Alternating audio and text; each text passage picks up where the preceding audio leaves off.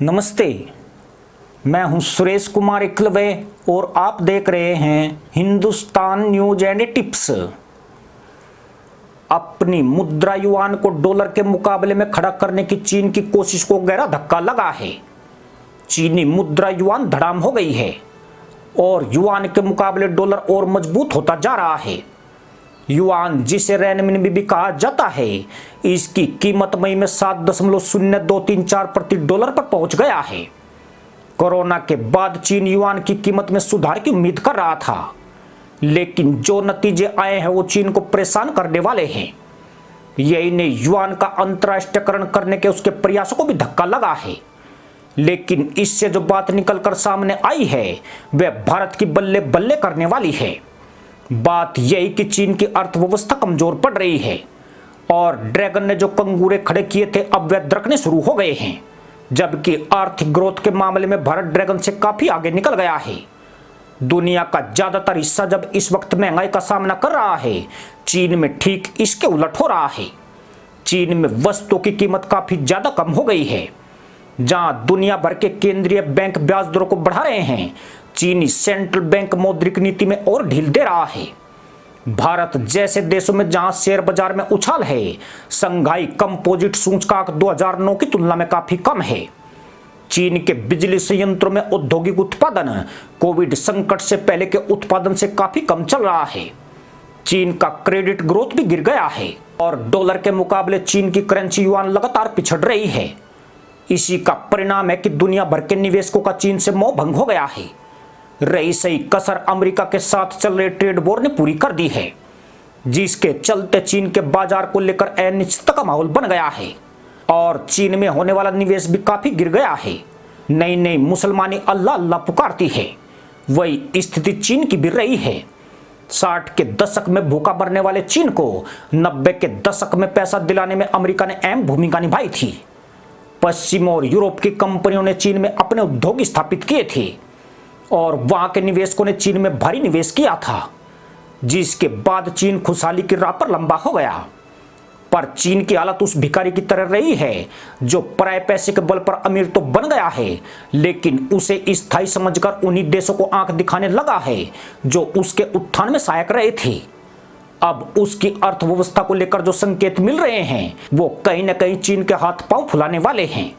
पिछले वित्तीय वर्ष में चीन की विकास दर 5.5% रहने की उम्मीद थी, लेकिन जानकर हैरानी होगी कि वो 3% से भी कम रह गई।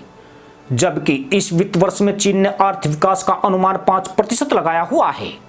लेकिन जो हालात हैं उसमें पूरी संभावना है कि चीन की विकास दर इस साल भी कम रहेगी।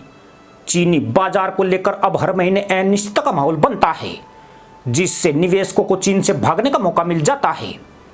अब चीन की बर्बादी के कुछ आंकड़े भी जानना जरूरी है। चीन में हाउसिंग सेक्टर 20% और चीनी निर्यात 6% गिर चुका है। चीन का आयात काफी कम हो गया है और चीन की अर्थव्यवस्था जो बाजार और निर्यात से ऑपरेट होती है, उसके ये दोनों इंजन फेल होते जा रहे हैं, जिसका मतलब ये हुआ कि चीन की मुद्रा स्फीति यानी महंगाई दर 3% से भी नीचे चली गई है। मतलब यह कि चीन में सामान काफी ज्यादा मात्रा में है, लेकिन उन्हें खरीदने वालों की संख्या काफी कम है।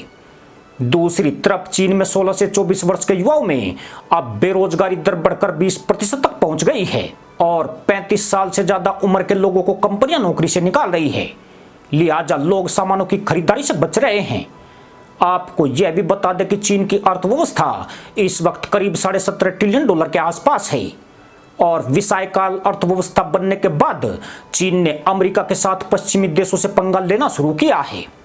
अभी तक अमेरिका के साथ साथ पश्चिमी देशों से चीन को ऑर्डर आता था और चीन उन सामानों को बनाकर सप्लाई करता था। लेकिन अब जबकि चीन ने इसे एक हथियार के तौर पर इस्तेमाल करना शुरू कर दिया है, तो पश्चिम ने चीनी विनिर्माण पर अपनी निर्भरता कम करनी शुरू कर दी है। वहीं चीन की टेक्नोलॉजी अमेरिका की कॉपी रही है। लिहाजा जब अमेरिकी कंपनियों ने चीन से बाहर निकलना शुरू कर दिया है, तो इसका सीधा असर चाइनीज टेक्नोलॉजी पर पड़ रहा है। उदाहरण के तौर पर चीन की चिप इंडस्ट्री बुरी तरह से चरमरा गई है और चीन ने बदले की कार्रवाई करते हुए दुर्लभ वस्तुओं के निर्यात पर प्रतिबंध लगा दिया है।